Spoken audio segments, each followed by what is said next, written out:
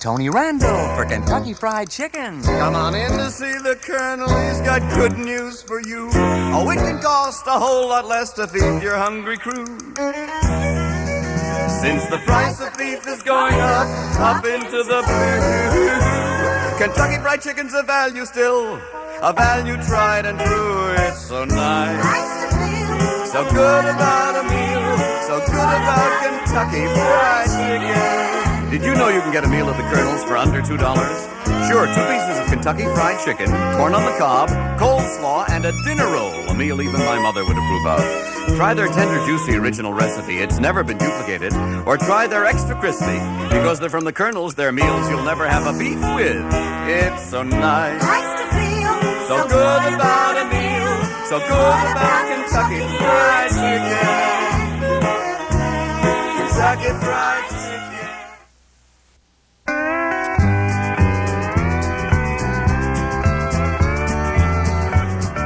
Riding down the highway singing songs I used to know. From Houston, Dallas, Fort Worth town, headed on to El Paso. And up the corner around the bend I see an old familiar sign.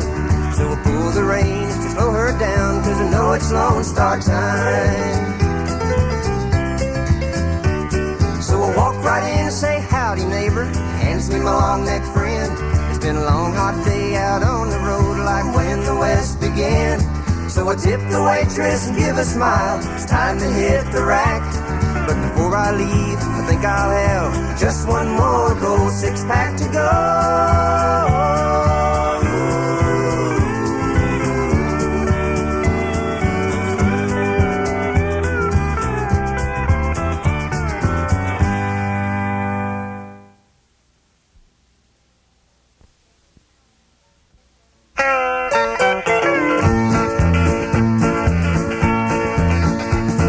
It's sundown in Austin, time to head out Sarah's way. The river's got a glow on and the jukebox starts to play. And old Elton and Mick are there along with me and all the band, together on the jukebox in this rockin' country land. There's Lone Star on the table, it's just the way it ought to be. It feels at home at Sarah's, like old Elton, Mick and me.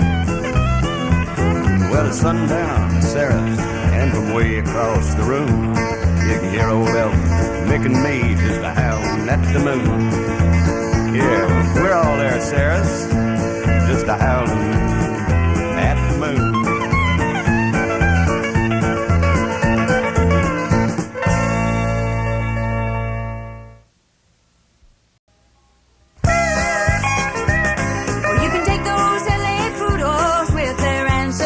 Renowned. They're on the main attractions where the city lights are found.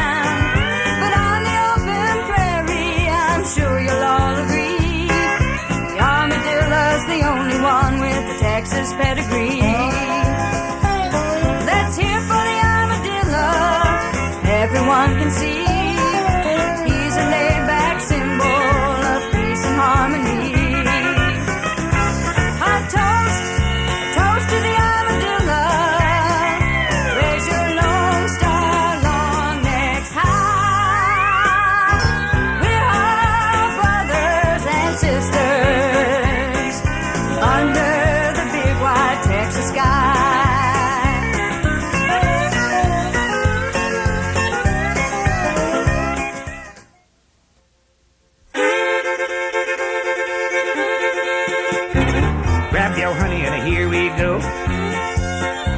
To the Turkey Fest in Old Clear Rock.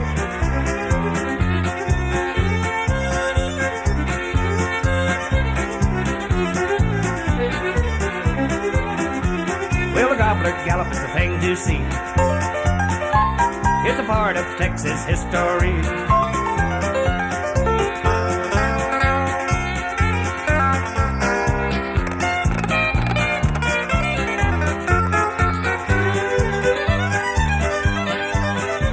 We'll swing your honey around the horn, get a piece of Lone Star, we'll dance till morn. We'll swing your honey around the horn, get a piece of Lone Star, we'll dance till morn.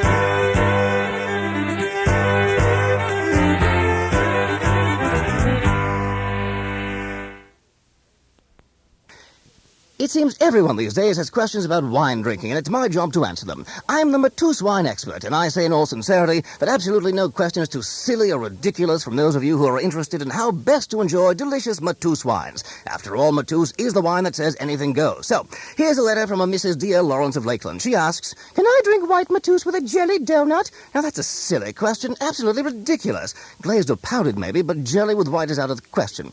Next, Mr. L. Irving from Des Moines writes, "Can I drink a bottle of red Matus with a delicate dish?" Well, of course you can. And as long as the lady isn't too fragile, you might consider having a couple of bottles of red Matus with her.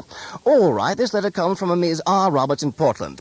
"Dear John, it's all over between us. We'll get to that one later. And here's a frequently asked question from a Mr. I. M. Home in Decatur. Obviously a phony name if I've ever heard one.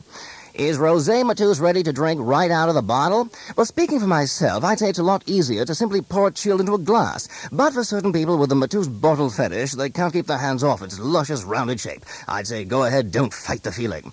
Do you have a question about how to enjoy Matus wines? My advice is to save yourself the trouble of writing me a long, potentially boring letter, and save me the bother of trying to decipher handwriting that even a pharmacist would find unreadable, by simply remembering these two words: anything goes. Give me a T! Give me a B! Give me an or! Give me a Y! What's that spelled? What's that spelled? What's that spelled? The flavor of the 60s is still alive and well and living in T-Berry Gum.